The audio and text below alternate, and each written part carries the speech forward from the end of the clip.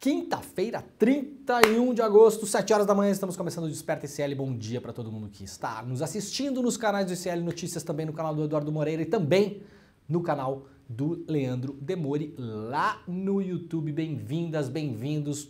Muito obrigado a todo mundo que nos acompanha também na nossa rede. Estamos ao vivo na TV aberta e também no rádio, na Rádio Brasil Atual em São Paulo e Grande São Paulo, na TVT São Paulo e Grande São Paulo e também na TV Quirimurê lá na Bahia.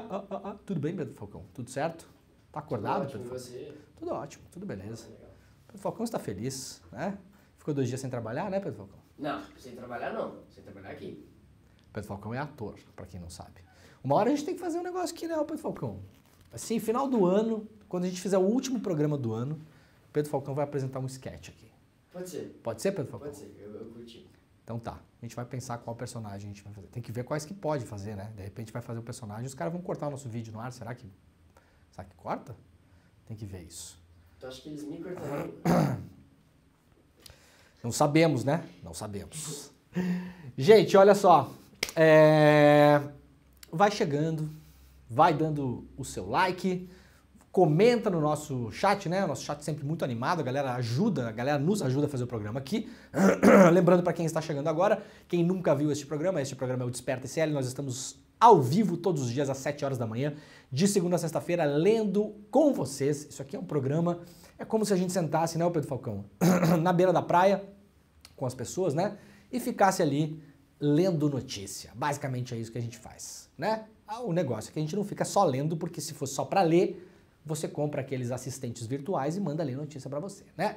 Mas enquanto eu não for substituído por uma tecnologia de inteligência artificial, aqui a gente, claro, vai dar o texto e o contexto das notícias. Então, bem-vindas, bem-vindos. Compartilhem este programa também com as pessoas que vocês conhecem. Eu tenho recebido muita gente nas ruas que vem falar, vem agradecer, ficar mandando beijo pro Edu. Eu nem mando mais beijo pro Edu, porque as pessoas ficam mandando só beijo pro Edu.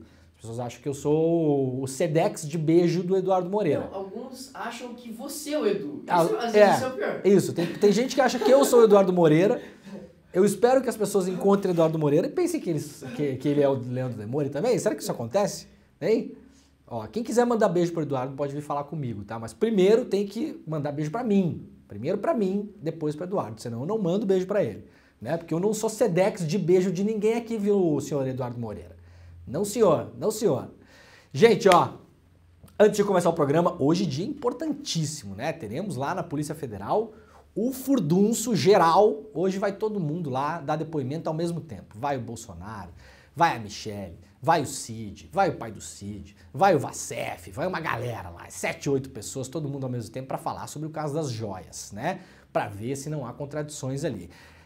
Havia uma expectativa na semana passada, né? Um pouco assim, mas deram muito tempo para eles se combinarem, então todo mundo vai combinar a versão, vai chegar lá, barará, barará. O problema é que no meio do caminho tinha uma pedra, não, tinha 4 telefones do Vacef, né? No meio do caminho tinha 4 telefones do Vacef e no meio do caminho teve um depoimento do Mauro Cid essa semana que ficou lá na Polícia Federal conversando por horas e horas e horas, né? Deu 2 depoimentos, parece que o primeiro não foi gravado, uma coisa assim, né? A Polícia Federal, como é que não tem 2 gravadores lá, meus amigos? Como é que grava o depoimento do homem e depois chega no final viu que não foi gravado, né? Polícia Federal podia começar a fazer como nós fazemos aqui neste programa, né, Pedro Falcão? Fazer o quê, né? Monitorar o áudio. Você sabe que a coisa que mais derruba esse tipo de coisa é áudio, né? Não adianta a gente estar ao vivo aqui, vocês não estarem ouvindo nada ou o áudio tá ruim, né? Mas tudo bem, o Mauro Cid voltou lá, fez um outro depoimento, aquela coisa toda, e hoje todos serão ouvidos ao mesmo tempo sobre o caso das joias. Relembrando rapidamente o caso das joias, a família Bolsonaro passou a mão, né? Deu uma afanada lá em presentes que tinham sido dados à presidência da República e não ao senhor Jair. Ninguém encontrou o Jair, né? Alguém encontrou o Jair caminhando na beira da praia e deu um presente para ele? Talvez alguém tenha dado um milho, né? Se você encontra o Jair hoje na beira da praia, você vai dar um milho para ele, se você gostar dele, né? Quem não gostar vai tacar um milho na cabeça, né? Não pode, né, Pedro Falcão? Não pode fazer isso, tá, gente? Não tô falando para fazer, tá? Mas os presentes tinham sido dados para a presidência da República, para o Brasil, para nós outros hermanos, não? E aí o Jair Bolsonaro e sua família foram lá e, opa, pega aqui, pega relógio aqui, pega kit de joia lá, Pega um ali, pega um lá. Bolsonaro tinha dito, falei ontem no programa, inclusive, recuperamos neste programa, né? Porque este programa também é uma memória da imprensa, a gente não esquece nada, nada que sai na imprensa a gente esquece. A gente lembra de tudo. E o que a gente não lembra, as pessoas que nos acompanham nos lembram, né? Então isso é o mais legal também. Nesse caso, foi uma pessoa que me acompanha lá no Twitter que me lembrou uma entrevista que o Bolsonaro tinha dado à CNN Brasil, portanto, jogando em casa, né? Jogo com torcida única, né? Bolsonaro dando entrevista para a CNN Brasil é jogo com torcida única, né? E aí tinha dito que as joias jamais tinham ido para os Estados Unidos, que estava tudo num acervo dele no Brasil. Ele falou, inclusive, estou chegando no Brasil amanhã. Amanhã eu estou chegando no Brasil, a entrevista foi dada nos Estados Unidos. E quando eu chegar, sem problema nenhum, eu vou lá até o acervo e pego esses objetos e devolvo para... Vou consignar na Caixa Econômica Federal, vou devolver se o TCU quer, né? Mentiu o Bolsonaro, descobrimos depois, mentiu. Parte dessas joias foi para os Estados Unidos e não só, foram vendidas ou foram a leilão. Esse é o caso que está posto na mesa. Hoje, a Polícia Federal pretende ouvir aí várias pessoas que participaram dessa trama, serão ouvidas ao mesmo tempo. Obviamente, a Polícia Federal ficará de olho em contradições e, claro, esses depoimentos, os depoentes, serão confrontados com perguntas e questões que nós, meros mortais, ainda não sabemos. Por quê? Porque, eventualmente, essas perguntas, essas questões, esses questionamentos virão do que se obteve dos celulares do Frederic Vassef e também do que disse o senhor Mauro Cid para a Polícia Federal. Essa é a expectativa de hoje. Daqui a pouco a gente vai para esse caso. Mas antes, olha só. Recado importante. Hoje, né, Pedrinho? Hoje, às 8 horas da noite, teremos mais uma super aula do ICL. Não é conteúdo que já tá rolando por aí, não é vídeo antigo, não é coisa que o ICL pegou e fez uma edição para jogar ali. Não é picaretation, tá, gente? Picaretation vocês vão lá falar com o primo pobre, o não sei quem, o coach, o cara que mandou você comprar dólar porque o dólar ia a 8, né? O Paulo Guedes, quer fazer curso picareta, você vai para lá. Aqui é outra história, aqui é outra onda. Hoje vai ter um curso exclusivo, gratuito, o que é o principal. Então, primeira coisa, icl.com.br/desperta. Lá você garante a sua vaga. Vai ser ao vivo às 8 horas da noite com a brilhante professora, doutora Marilena Chauí, uma das maiores pensadoras deste país. É um curso sobre filosofia, né, Pedro Falcão? Para que serve a filosofia? Para que serve a filosofia, Pedro Falcão? Você sabe? Você que é ator, você usa a filosofia para quê, Pedro Falcão? Não usa para nada. Não usa para nada. Por quê? Não usa para nada, Pedro Falcão. Por quê? Porque não sabe para que serve. Aí vai assistir o curso hoje e vai começar a aprender, né, Pedro Falcão? Na verdade, você usa, mas você não sabe. Vivendo e aprendendo. Vivendo e aprendendo. Isso é o quê? Isso é uma frase o quê, Pedro Falcão? Filosófica. Viu como usa e não sabe? Né? Ser ou não ser, Pedro Falcão? O que o Hamlet faz segurando a caveira? Isso é o quê? Uma questão filosófica, né? Viu? Sabe. Um pouquinho ele sabe. Mas vai assistir hoje o curso e vai saber mais. Certo? Certinho. Vai assistir porque eu tô mandando assistir. Senão eu vou ser demitido. Não vai. Então, gente, pra gente tentar sacar também as decisões que a gente faz na vida, no nosso cotidiano, né? Filosofia se imiscui, né? Com as nossas escolhas cotidianas. A gente faz escolhas filosóficas o tempo todo, a gente só não é consciente disso. Essa é a grande verdade, né? Então, hoje, às 8 horas da noite, estaremos ao vivo com a doutora, professora, brilhante Marilena Chauí. Então, para participar da aula, não adianta fazer a escolha filosófica equivocada, eticamente questionável, que é o seguinte, não vão me inscrever. Não vão me inscrever. Às 8 horas da noite eu vou lá no canal do ICL e vou assistir a aula. Essa escolha filosófica é uma escolha equivocada. Por quê? Porque você não vai achar a aula no canal. Você tem que se inscrever na aula. E aí você vai receber o link pelo seu e-mail, tá bom? icl.com.br/desperta, hoje às 8 horas da noite, exclusivo, ao vivo e de grátis, o que é mais importante, tá bom? No final do programa a gente volta a lembrar, porque o programa tem audiência crescente, chega no final nós estamos com a audiência bombando, né? E aí no final eu aviso vocês de novo, tá bom? Mas quem puder já inscreva-se na aula imediatamente. Mais de 6 milhões de pessoas recebem restituição do imposto de renda nesta quinta-feira. Você sabe que eu gosto de começar o programa com notícias boas para o bolso das pessoas, né? Então, ó, a Receita Federal paga nesta quinta-feira, portanto hoje, o quarto e penúltimo lote da restituição do imposto de renda de 2023.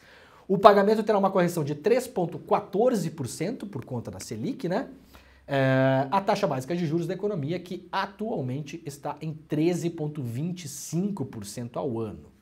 Ao todo, 6 milhões e 100 mil contribuintes, incluindo prioritários e não prioritários, irão receber um total de 7,5 bilhões de reais de restituição. A consulta para saber se entrou neste lote foi aberta no dia 24 e pode ser feita pelo site da Receita Federal ou pelo aplicativo. Então, recado inicial, vai lá, consulta para saber se você está nesse lote, porque eventualmente a gente tá no lote, pode dar algum problema e você não receber, né? Então fica de olho, de repente você tem uma grana para receber, você fica esperando até o último lote, mas você entrou no penúltimo. Então presta atenção que tem um dinheiro aí para quem declarou imposto de renda no ano passado. O Lauro Jardim, gente, lá no Globo, hoje traz uma notícia sobre a 123 milhas, estamos acompanhando, né, este caso aqui que envolve muita gente. Olha que coisa peculiar. O que pode, inclusive, o Lauro Jardim não fala isso, quem está falando sou eu, o que pode, inclusive, explicar muita coisa em relação a overbooking e alta de passagens aéreas no Brasil nos últimos tempos. Para fora toda a questão do petróleo, da Covid, aquela coisa toda, mas isso aí já acabou faz um ano e meio, né? Olhem que coisa esquisita. 123 milhas acusa a Azul, a empresa aérea Azul, de ser uma das culpadas pela crise. Veja só, a coisa é um pouco mais complicada do que parece. Entre os motivos que apresentou a primeira vara empresarial de Belo Horizonte para justificar seu pedido de recuperação judicial, a 123 milhas incluiu o fim de um contrato que mantinha com a Azul Linhas Aéreas. De acordo com a 123 milhas, o termo garantia à empresa pesquisas de passagem com pontos na grade da companhia aérea, procedimento que fazia como se fosse possível adquirir passagem com preços mais vantajosos, o que atualmente não é mais possível. O fim dessa garantia, segundo a 123 milhas, teria sido um dos fatores que a fizeram acumular dívidas de 2,3 bilhões de reais. Esse é o tamanho da dívida da 123 milhas hoje. Já falamos sobre isso aqui ontem.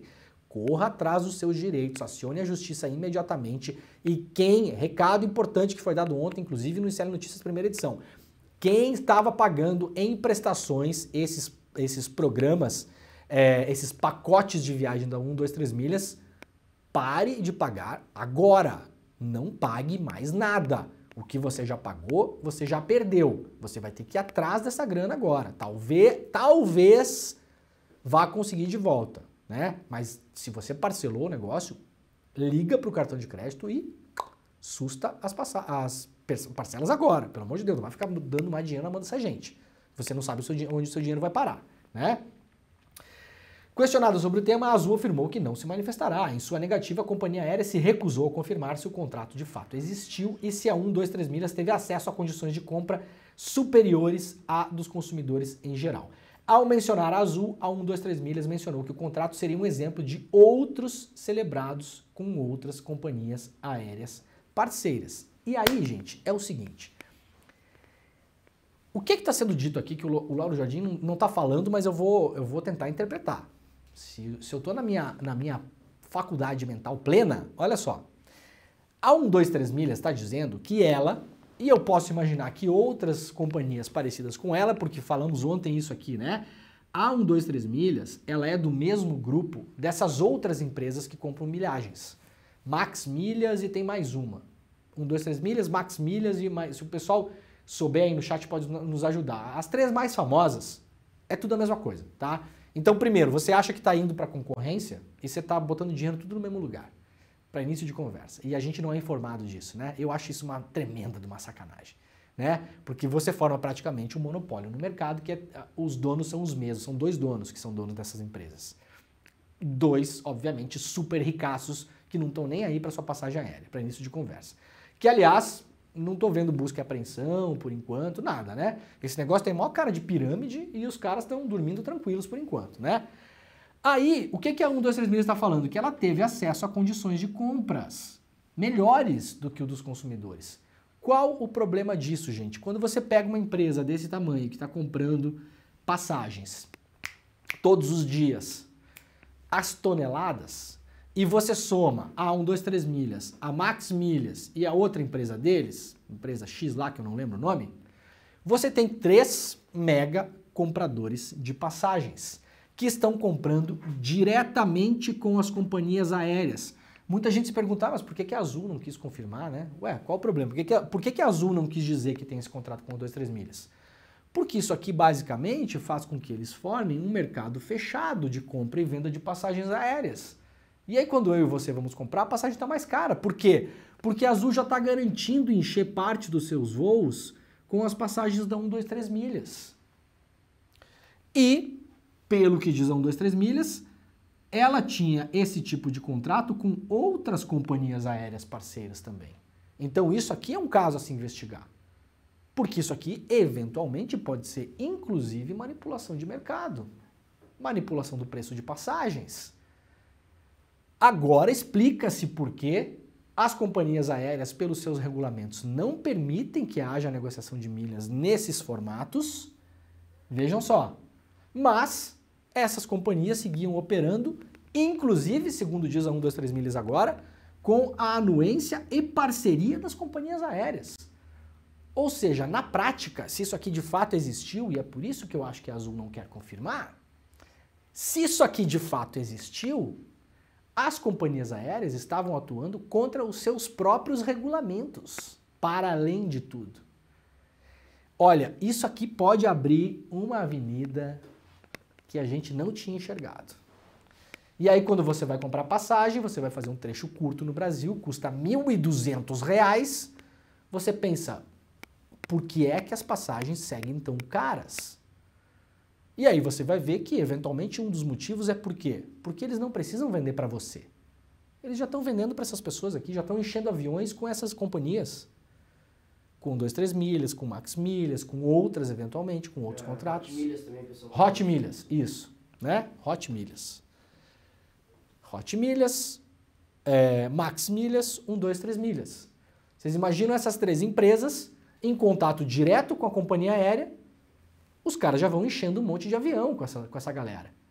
E aí vira basicamente um monte de voo privado dessas empresas e fazem o que querem com os preços. Então a gente começa a explicar algumas coisas nesse momento, né? O Congresso eventualmente vai tentar levantar uma CPI sobre a 123 Milhas. Eu acho que o buraco é mais embaixo, viu? Eu acho que o buraco da 123 Milhas é bem mais embaixo do que a gente está imaginando. Vamos ver o que acontece nos próximos tempos aí, né? Gente, o voto do Zanin deve desempatar hoje o julgamento sobre o marco temporal lá no STF. O placar, por enquanto, é de 2-2. O julgamento no Supremo Tribunal Federal sobre o marco temporal para a demarcação de terras indígenas deve ser retomado nesta quinta-feira com a conclusão do ministro André Mendonça, que já posicionou ontem a favor da tese do marco temporal. Tese do marco temporal, rapidamente, para quem não está ligado e ninguém é obrigado a saber. Então é para isso que a gente está aqui. Marco temporal diz o seguinte: se você estava na sua terra até a promulgação da Constituição de 1988, você tem direito a brigar por ela. Se você não estava mais lá, problema seu. Resumindo, em uma frase, esse é o marco temporal. Ou seja, quem foi assassinado, quem foi expulso, quem foi removido, que aconteceu muito no Brasil, a própria FUNAI fez remoção de índios, de indígenas, né, como se fala hoje, é a palavra mais correta. A própria FUNAI fez isso, os aldeamentos da FUNAI, da antecessora da FUNAI também, né? Como é que era o nome? Fundação Sistema de Proteção Índio, né? Acho que era SPI, se não me engano.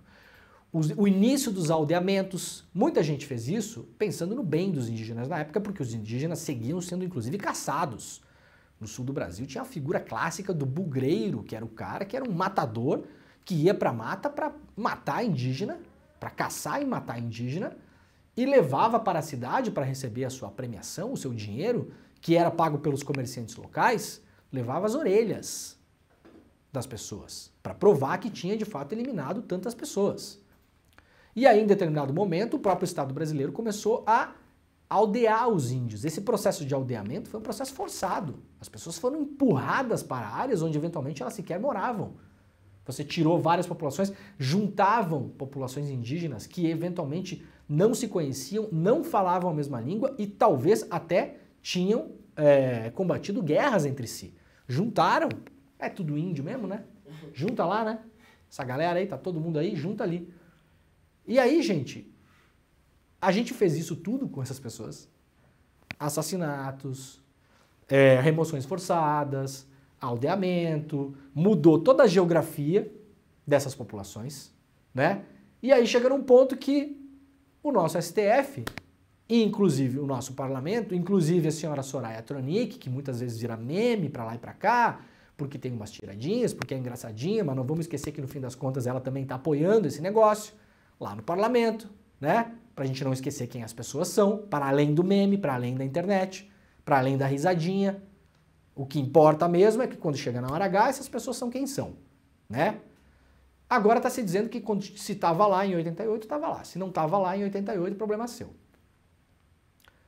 E aí, se em 89 o cara tá tentando voltar para a terra dele, porque tinha sido invadida, porque tinha sido aldeado, porque tinha sido expulso, se ferrou.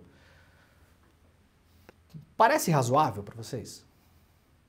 Sinceramente, esquecendo a questão, se você concorda com a questão indígena, para além do fato de que áreas indígenas e áreas quilombolas são as que mais preservam a natureza, para além do fato de que nós não estamos fazendo nenhum favor para essas pessoas, nenhum favor patrimonial, e pelo contrário, quem está ajudando a segurar a onda são eles.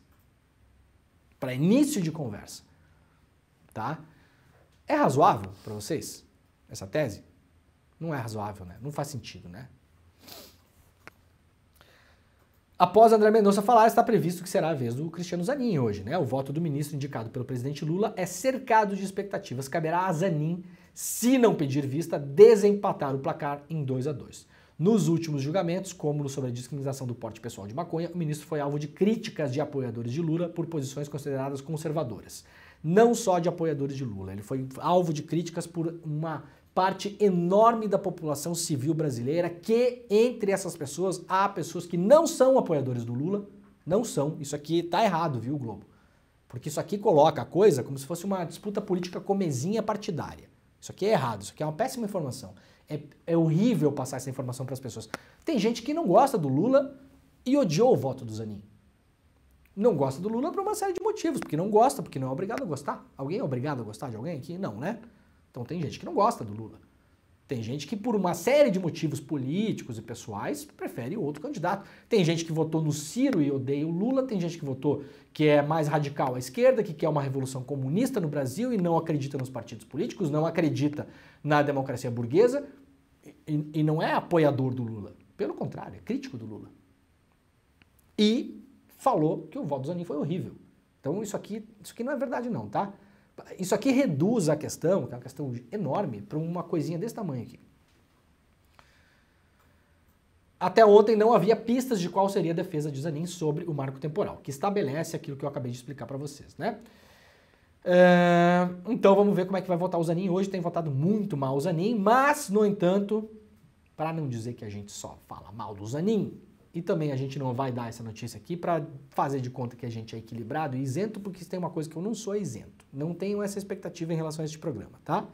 Mas isso aqui é uma notícia importante e sinaliza uma coisa importante no STF, porque em geral o STF vota sempre contra o trabalhador. Já foi feito um estudo, inclusive, sobre isso, sobre como os ministros votam em relação a causas que envolvem os trabalhadores no STF. O STF geralmente é majoritariamente antitrabalhador. Isso é um clássico do STF. Isso está, inclusive, agora colocado em forma de ciência, né? Zanin vota por empregados em ações trabalhistas e o governo Lula comemora. O ministro do Supremo Tribunal Federal, Cristiano Zanin, votou a favor dos empregados em causas trabalhistas que estão sendo analisadas pela corte. As decisões do magistrado foram comemoradas por integrantes do governo Lula e também por advogados que militam na área trabalhista. O presidente teve origem no sindicalismo, o Lula, né? Em um primeiro caso, Zanin votou contra um agravo interposto ao STF pelas lojas Riachuelo. A empresa invocava a igualdade entre homens e mulheres para impor um regime de revezamento de trabalho aos domingos menos vantajoso para as trabalhadoras mulheres, com folgas a cada 3 semanas. O magistrado assegurou a prevalência de normas especiais de proteção ao trabalho da mulher, contidas na própria CLT. Elas prevêem, no artigo 386, que as mulheres devem ter garantia de uma escala de revezamento quinzenal aos domingos, mesmo trabalhando no comércio. Ah, mas por que a mulher tem que ter não sei o quê? Porque a mulher faz mais coisa em casa, cara, para início de conversa. Tá? Que eu sei que tu tá assistindo esse programa aí, tu é homem, tu não lava a louça, tu não bota tuas cuecas no cesto da roupa suja. Eu sei disso. Eu sei. Você sabe disso, né? Quem tem filho aí sabe disso. Sabe que a mulher tradicionalmente trabalha mais em casa. A mulher tem dupla jornada, sendo que essa jornada em casa não é contabilizada, né? Não ganha para isso, né? Então é por isso também, tá bom? Tá certo, tá correto. Zanin citou premissas estabelecidas pelo Tribunal Superior do Trabalho ao declarar que o artigo de proteção à mulher da CLT era constitucional. Na ocasião, a Corte Trabalhista afirmou que o ônus da dupla missão familiar e profissional que desempenha uma mulher trabalhadora justificava a proteção especial e que o peso maior da administração da casa e da educação dos filhos acaba recaindo sempre sobre a mulher. Muito bom o placar, o voto do Zanin, né? Parabéns, viu, Zanin? A Riachuelo invocou o princípio da isonomia. Olha que cretinice esse argumento, cara. Olha que coisa... Não, sério, isso aqui é um argumento cretino. Os caras... O Flávio Rocha, que é o dono da Riachuelo, foi um dos primeiros apoiadores do Bolsonaro.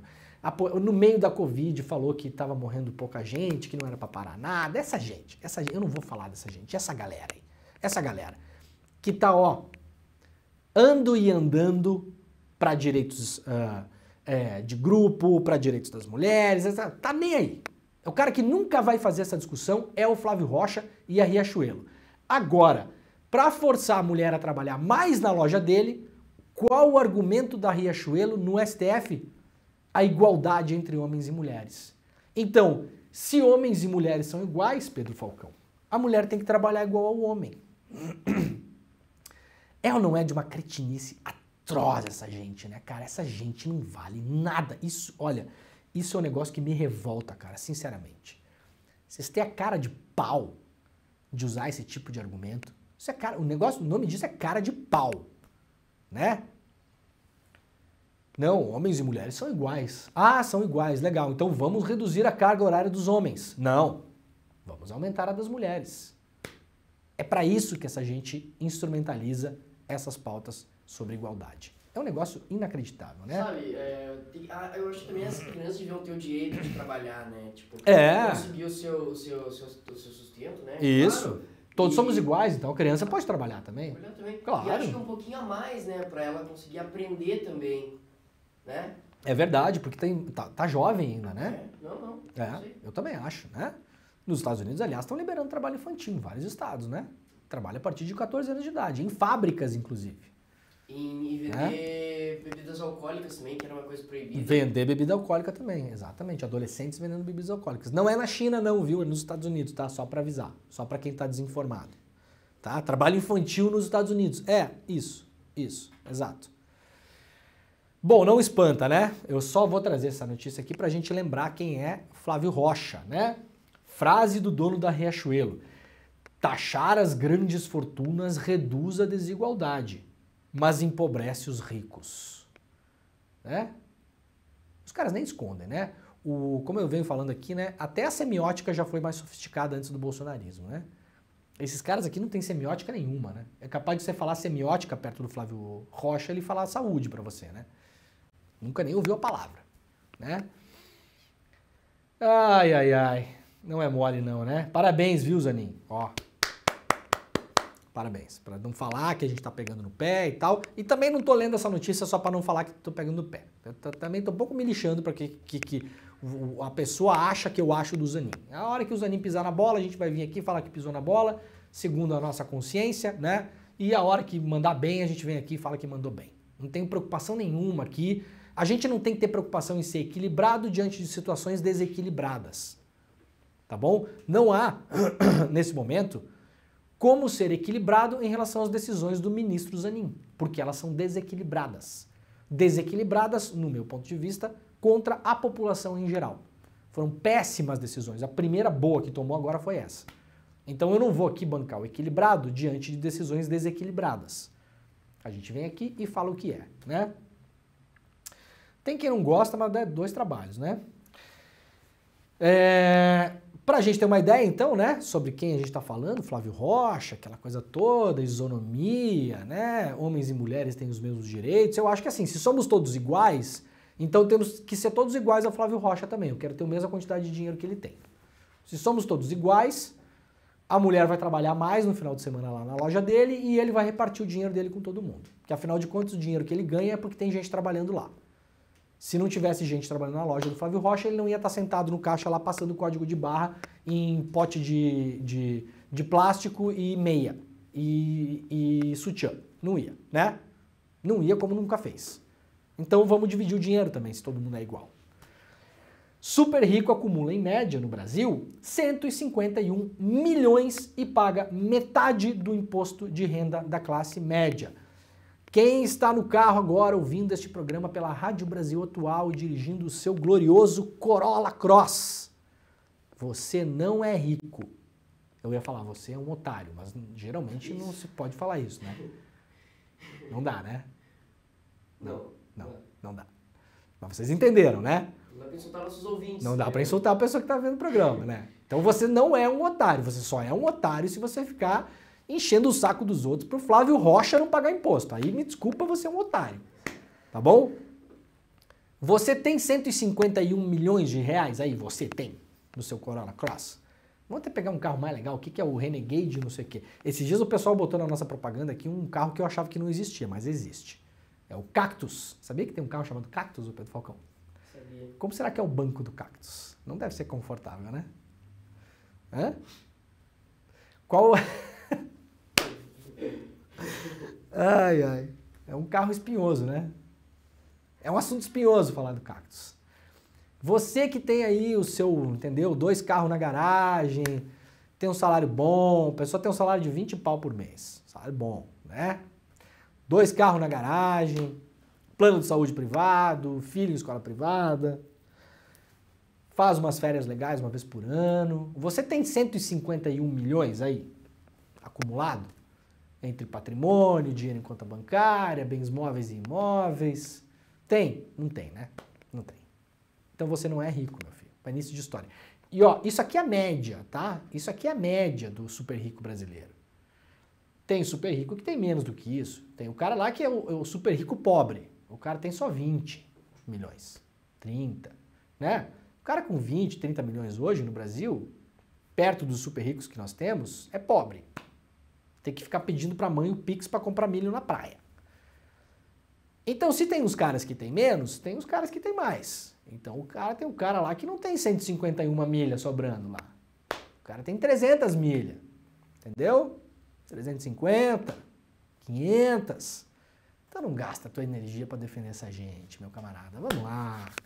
Vamos organizar um pouquinho o baile, né? Para todo mundo poder dançar em paz, tá bom? Fatia da população que inclui o 0,01% da população. 0,0. Quem é bom de estatística dos comentários aí pode ajudar a fazer a conta. Quantas pessoas dá na população brasileira? Somos 230 milhões, né? Eu não lembro o último censo que saiu agora. 230 milhões, vamos supor, ô Pedro Falcão. 1% de 230 milhões é 2 milhões e 300 mil pessoas, né? 0,1%, se eu não estou enganado, estamos falando de 2.300 pessoas. Não, somos 214 milhões, esse é o censo de 2021, mas tem um novo já, né? Não tem?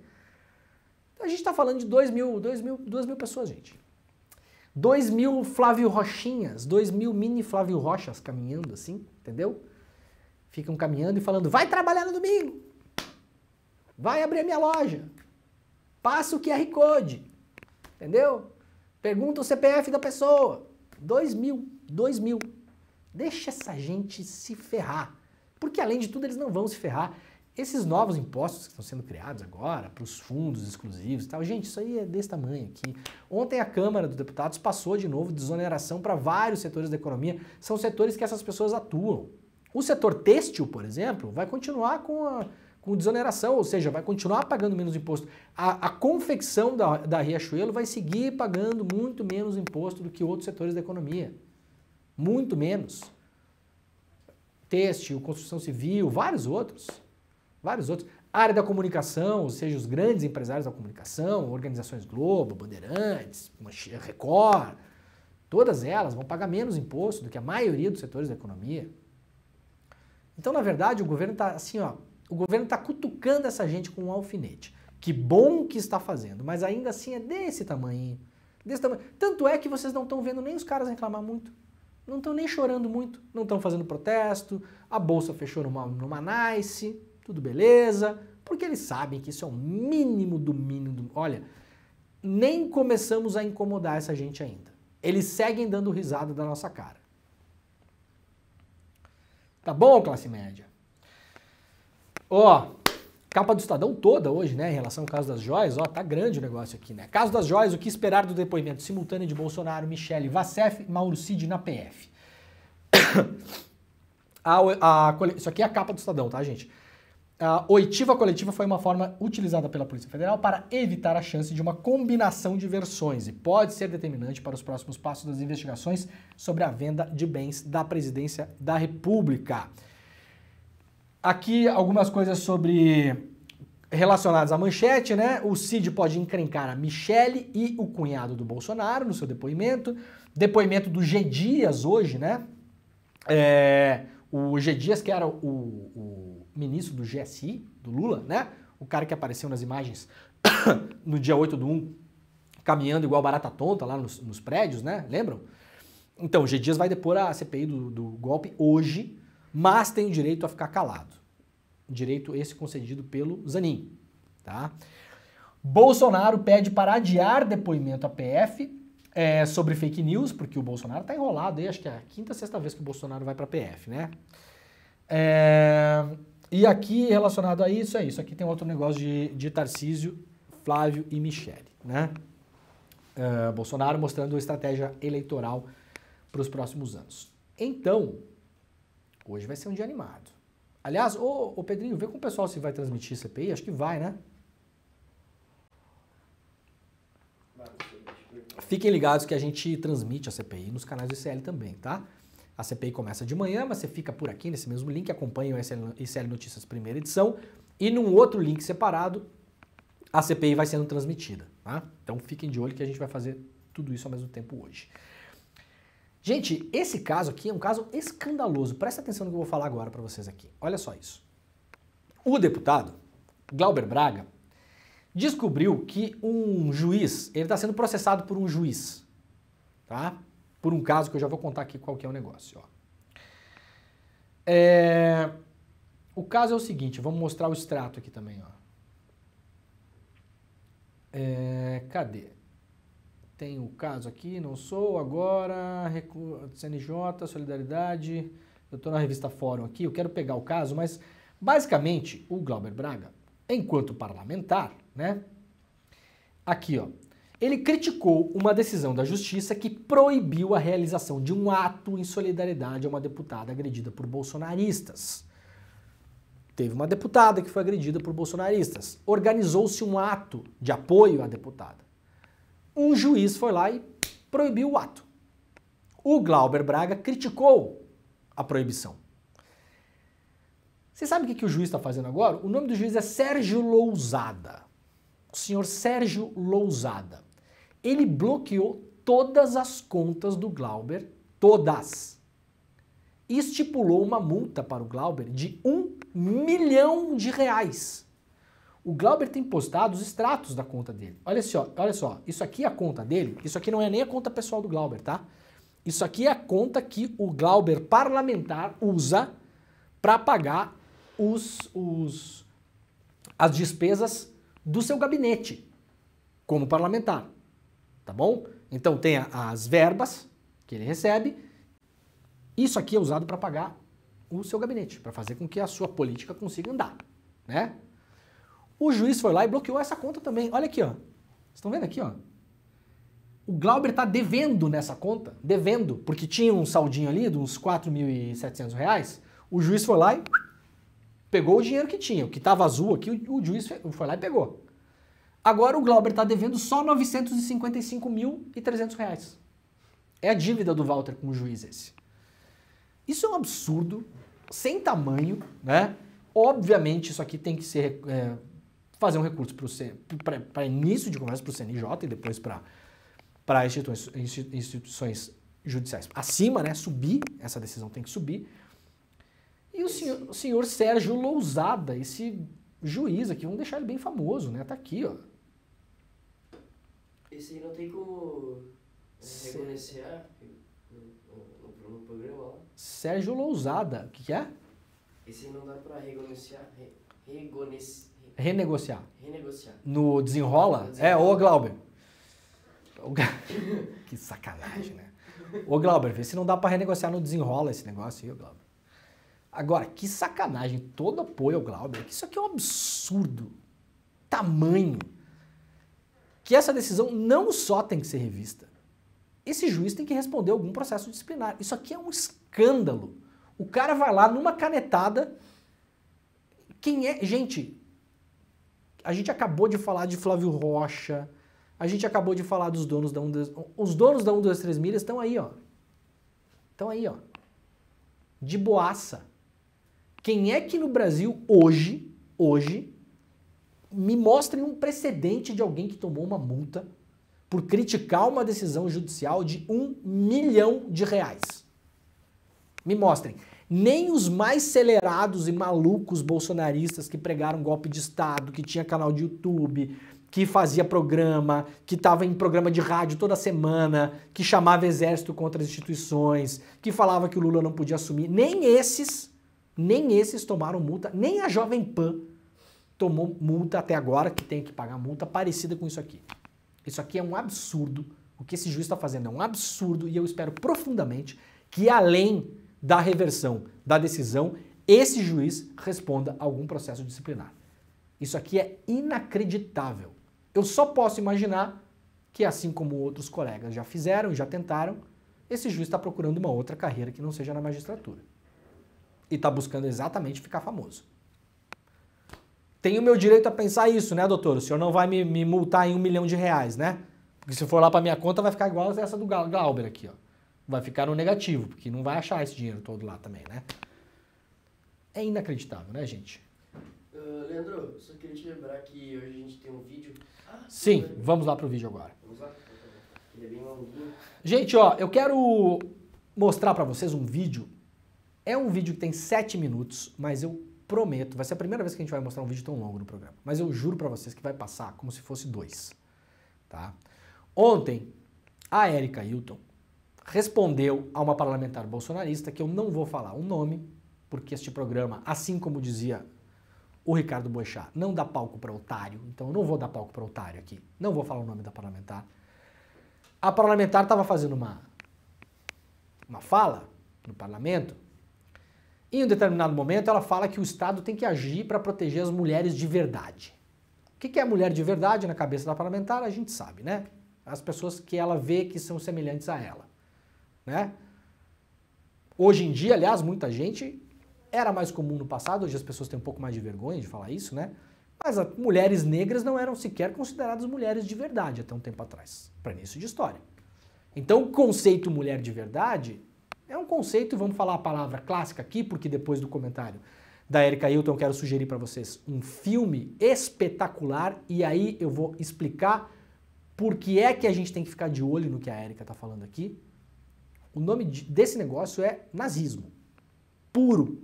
Ponto. Nazismo. E vou explicar depois por quê. Tá bom? Então, ó, vamos lá.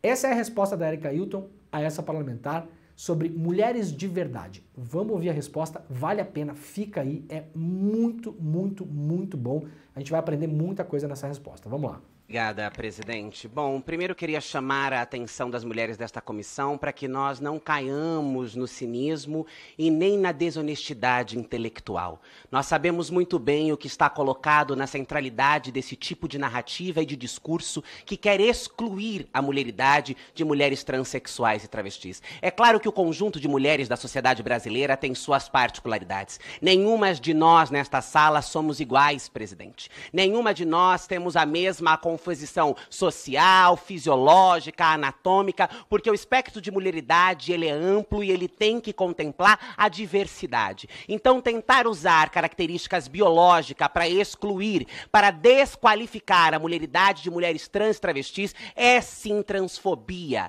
É sim transfobia escrachada. Inclusive, esse discurso biológico já foi utilizado muitas vezes, já disse isso em uma outra oportunidade, e vou repetir, para dizer, por exemplo, que mulheres negras não precisam de anestesia no parto, porque as mulheres de verdade são as mulheres brancas, que as mulheres negras isso, que mulher... É o discurso biológico da exclusão, o discurso biológico do preconceito, o discurso que não leva em consideração qual é o recorte histórico, social, a qual nós, mulheres transexuais e travestis, estamos inseridas na sociedade brasileira. Esta comissão aprovou uma nota de solidariedade a mim quando um deputado foi extremamente violento, e esta comissão tem que chamar para si a responsabilidade de não permitir que falas como essa, mascarada de preocupação com a mulheridade, com mulheres de fato, o que é mulher de fato, para dizer da mulher que pare, para dizer da mulher que menstrua, para dizer da mulher que tem cólica, nós precisamos tripudiar, massacrar, açoitar, violentar o direito de outras mulheres, porque estas mulheres, ao não terem estas práticas biológicas, são menos mulheres, não são vítimas do patriarcado. Nossa população vive às margens da sociedade. Nós estamos em 2023 e somente nesta legislatura nós conseguimos chegar a esta casa. Sabe por que não estávamos aqui agora? Por exatamente discursos como esses, que nos empurram para as mazelas da sociedade. Porque a sociedade ainda nos enxerga como menos mulher, e ao nos enxergar como menos mulher, também nos enxerga como menos cidadã. Cidadã que não merece proteção, cidadãs que não podem estar nos esportes, cidadãs que não podem receber, como a deputada falou, ser consagradas em agremiações e em festivais. Nós temos que estar aonde? Nas esquinas de prostituição, nos cárceres, no drogadicídio. Aonde que é o nosso lugar, se também não é aqui discutindo uma agenda de direito a todas as mulheres? A luta das mulheres transexuais e travestis nesse país nunca excluíram nenhum tipo de mulher, porque a luta de outras mulheres precisam excluir a nossa existência.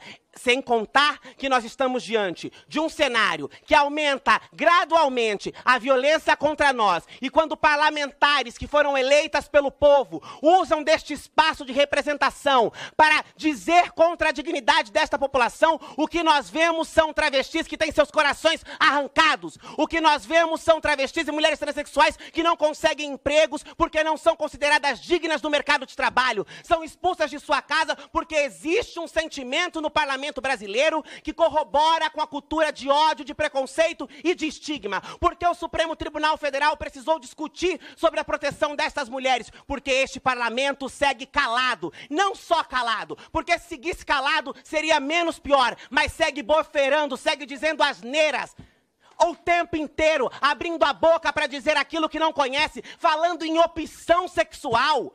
O que tem a ver a identidade de gênero de mulheres transexuais e travestis com orientação sexual? Discursos burros, discursos rasos, discursos preconceituosos, discriminatórios. E nós chegamos aqui sim, deputada, mas não para discutir apenas os direitos das mulheres transexuais e travestis, porque eu não sou apenas uma mulher transexual e travesti. Eu sou uma mulher assim como a senhora, queira a senhora ou não, na sociedade. Vítima da... A sua opinião não me importa. Vítima da violência, do ódio, do estigma, do preconceito, e a senhora terá que aceitar que nós não falaremos só sobre a agenda de direito de mulheres transexuais e travestis. Nós temos um projeto para este país, um projeto que inclui todas nós, um projeto de dignidade, um projeto de emancipação, um projeto de vida, um projeto de pertencimento, um projeto de direito e um projeto que vai na contramão daquilo que é produzido aqui numa tentativa de parecer proteção de grupo A ou grupo Z, quando na verdade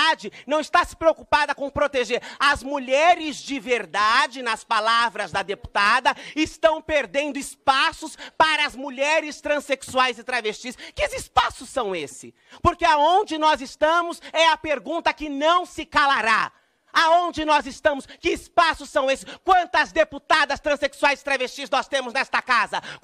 Quantas médicas transexuais travestis nós temos neste país? Quantas juízas? Quanta advogada? Nós não queremos que nós sejamos retratados porque estamos ganhando concurso XYZ. Nós queremos espaços dignos na sociedade. Nós queremos o nosso direito à cidadania. Nós queremos o nosso direito à vida. Nós queremos andar nas ruas com as nossas cabeças erguidas, sem medo de sermos mortas, violentadas, ridicularizadas, estupradas pelo simples fato de sermos quem somos. E discursos violentos, criminosos, discriminatórios como esses que nós não toleraremos. A nossa passagem aqui não será figurativa. Nós temos um propósito: defender a vida de todas as mulheres. Não deixar que nenhuma mulher negra, indígena, com deficiência, do campo, quilombola, nenhuma mulher seja esquecida, seja pisada, seja açoitada. Para que as mulheres avancem, todas nós precisaremos avançar. E este é o nosso compromisso. Então eu peço à mesa, presidente, para que leve em consideração, para que este espaço, já vou concluir, para que este espaço não seja um espaço que aprofunde desigualdade, para que este espaço não seja um espaço que açoite ainda mais uma parcela vulnerável, precária, miserável da população brasileira, mas que o parlamento possa se comprometer a garantir uma política de vida, de dignidade, de emancipação e direito a todas as mulheres, inclusive mulheres transexuais e travestis, que são mulheres como quaisquer outras. E não é o achismo, a opinião de pessoas que sequer sabem o que estão falando que vão negar isso. Nós não precisamos da legitimidade da opinião de nenhuma deputada nesta casa. A nossa luta é árdua, é histórica e nós avançaremos. Queira o ódio, o fascismo e a intolerância ou não, mas não permitiremos calada que falas de ódio e preconceito seja bosferada pela boca de nenhuma parlamentar nesta comissão ou nesta casa. Muito obrigada, presidente. Muito bem, eu falei que ia valer a pena, né? Impressionante a fala da Erika Hilton. É uma aula. 7 minutos. Eu assisti hoje de manhã, fiquei pensando, será que eu passo um vídeo de 7 minutos no programa ou não? Valeu a pena, né, gente? Vale muito a pena. Passa muito rápido. Tem muita coisa aí. E ó, o que eu falei antes pra vocês. A visão de mundo das pessoas que estão sendo contrastadas por essa nova realidade de termos pessoas como a Erika Hilton, como a Duda Salabert no parlamento, é uma visão de mundo majoritariamente e na sua essência, mesmo que essas pessoas saibam disso ou não, e pouco importa se elas concordam e gostam disso ou não. É uma visão nazista. E eu não estou exagerando, não estou gastando palavra aqui. Eu vou sugerir uma coisa para vocês. No mês passado, tive a grata alegria de ir no show do Lulu Santos e depois do show, batemos um papo. E o Lulu me indicou um filme maravilhoso, com um monte de informação que eu não sabia. Lulu assistiu o filme, muito obrigado pela indicação, aliás. Assistam esse filme aqui. Gente, eu poucas vezes faço propaganda, né? Isso aqui não é nem propaganda, né? Não tô ganhando nada da Netflix, obviamente, para falar isso, mas o filme, realmente, esse filme aqui é um filme de utilidade pública. Chama-se Cabaré Eldorado, é um filme que está na Netflix, um filme que conta basicamente a história de um cabaré que estava instalado em Berlim nos anos 30, um cabaré super, assim, a gente pode colocar assim, estava 100 anos no futuro, o cabaré, onde frequentava aquele cabaré todo tipo de pessoa para se divertir, para dançar, para amar, para achar gente, para achar parceiro, para fazer festa, né? Era um lugar aberto da sociedade que era ligado também a uma entidade na época que já tratava nos anos 30 em Berlim das questões que a Erika Hilton trouxe aqui agora nessa fala brilhante dela. Inclusive uma entidade que fez pela primeira vez na história as cirurgias de transição para pessoas, para travestis na época, nos anos 30, de novo, Berlim, anos 30. Esse cabaré era frequentado também por altos oficiais e generais e militares do partido nazista, oficiais da SS, oficiais das forças especiais do partido, da polícia do partido, oficiais do exército alemão. E o Hitler sabia disso. Inclusive um dos seus principais generais era frequentador assíduo do cabaré, convivendo com todas essas pessoas. e fazendo aquilo que os seus desejos mais escondidos imploravam para que ele fizesse no cabaré. Quando Hitler começa a perseguição valendo na Alemanha, principalmente para tentar fazer um expurgo no seu próprio exército, de pessoas que, paranoico que Hitler era, imaginava que estavam ali contrastando seu poder, o que é que o Hitler usa na Alemanha para perseguir essas pessoas? Justamente a questão da identidade sexual delas, do gênero delas e das preferências delas em relação ao sexo. E vai para cima das pessoas do Cabaré Eldorado. No fim das contas, acaba fechando, inclusive, o Cabaré Eldorado e perseguindo todas aquelas pessoas. O discurso moralista em relação ao sexo, à identidade, ao gênero, tudo isso foi uma das molas propulsoras principais da perseguição nazista na Alemanha, gente. Assistam a esse vídeo e ouçam o que a Erika Hilton falou. É importante e tem a ver com os tempos em que nós vivemos. Isso será usado, sim, sempre que possível para perseguir pessoas e não só as pessoas que estão nesse círculo íntimo, né, do Cabaré Eldorado, mas isso se espalha para todo mundo porque vira matéria de acusação de fato. Tá bom? Assistam ao filme, é muito importante. Pessoal, antes da gente desfazer a nossa rede aqui, tem 2 notícias finais, mas eu quero só relembrar, Pedrinho, vamos relembrar da nossa aula de hoje? Ó, gente, para quem não estava no começo do programa, então, vamos lá. Hoje, às 8 horas da noite, ao vivo, exclusivo e grátis. Ao vivo, às 8 horas da noite, uma aula exclusiva com a brilhante Marilena Chauí, uma das maiores pensadoras do Brasil. Uma aula sobre filosofia, né? Você entender para que serve, afinal de contas, a filosofia. Acreditem em mim, eu sou um aficionado por filosofia desde a adolescência. Falei isso essa semana, inclusive. Você sacar para que serve a filosofia ajuda você a tomar decisões na sua vida, no seu cotidiano. É realmente impressionante. Você começa a entender como as coisas andam, né? E por que é que fazemos como fazemos as coisas. Dá uma limpada no nosso horizonte, assim, é muito legal. Essa aula vai ser hoje às 8 horas, de novo, ao vivo. É uma aula exclusiva, uma super aula exclusiva, dada para a comunidade do ICL. Não é vídeo requentado, recalchutado, coisa que está na internet, não é nada disso. É uma coisa que o time do ICL pensa, organiza como vai ser, vai lá, filma, deixa a coisa empacotada do jeito mais bonito, né?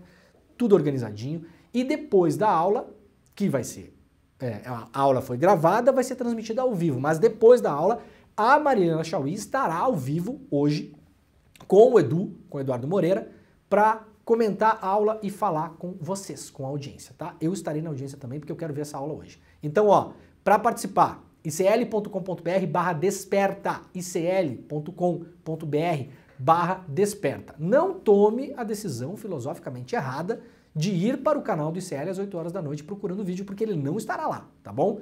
Você precisa garantir a sua vaga, o link vai ser mandado por e-mail. Então vai lá, icl.com.br/desperta, garanta a sua vaga, o link vai ser mandado por e-mail. Gente, dezenas de milhares de pessoas assistem essas aulas do ICL todos os meses. Então, seja mais um, depois você vai descobrir o maravilhoso mundo dos cursos do ICL e nunca mais vai querer sair dele. Tá bom? Pessoal que nos acompanha pela TVT, pela Rádio Brasil Atual e também pela TV Querimurê, muito obrigado. Amanhã, sexta-feira, estaremos de volta. Tchau, tchau. E a galera que ficou com a gente, né, o Pedro Falcão. E vai continuar porque tem ICL Notícias depois. Muito bem. A BIM alertou o governo Bolsonaro sobre radicais de direita armados, matéria do meu querido Guilherme Amado, que acaba de ter filho, aliás. Um beijo pro Guilherme Amado. Eu não consigo levar a mão à boca muito certo, porque eu fiz musculação essa semana, o Pedro Falcão tá doendo pra caramba aqui embaixo. Vou mandar com a direita. Um beijo pro Guilherme Amado, saúde pra filhota. E sobre o papo que acabamos de ter, sobre a relação entre extrema-direita, essa direita que a gente viu no Brasil, e nazistas, gente, ela é real. As semelhanças são muito maiores do que as diferenças. A gênese é a mesma. A ideologia é a mesma, os objetivos são os mesmos. Ficar entre iguais e discriminar os diferentes. Isso tem um motivo. Essas pessoas estão lutando por um motivo.